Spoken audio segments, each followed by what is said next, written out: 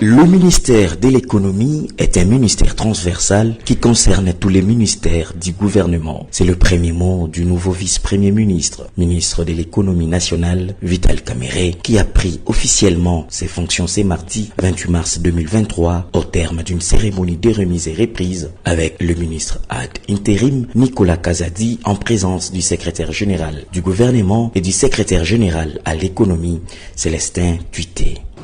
Le ministère de l'économie, c'est un ministère transversal. Il n'y a aucun ministère qui ne puisse pas faire de l'économie. C'était encore en Europe quand j'ai vu que les gens voudraient que le dollar baisse. Ils voudraient que le prix baisse. Mais tout cela ne peut baisser que si nous sommes rigoureux et que le peuple, puisque pour faire des réformes, le peuple doit aussi apporter sa part.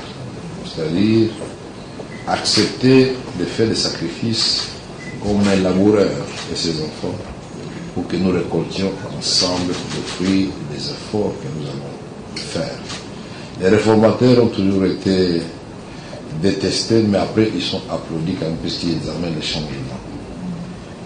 Poignée de main chaleureuse entre deux anciens membres du cabinet du président de la République, le nouveau patron de l'économie nationale, Vital Kamerhe, a exprimé sa gratitude à Dieu pour le fait que ce soit aujourd'hui Nicolas Kazadi qui lui cède ses ministères, un ami et collègue de longue date dans différents cabinets du gouvernement dont le génitaire fit son professeur. Nous allons donc travailler avec tout le monde parce que finalement tous nous sommes là pour répondre à la promesse que le président de la République avait faite au peuple congolais, c'est-à-dire l'amélioration des conditions de vie de la population. La promesse de voir le Congo retrouver sa vocation naturelle, c'est-à-dire la locomotive du décollage de l'économie africaine.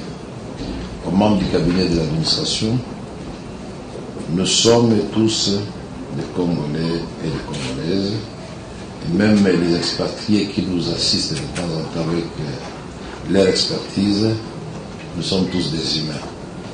Chacun de nous sera jugé par sa capacité à apporter sa petite pierre à l'édifice Congo nouveau que nous voulons construire.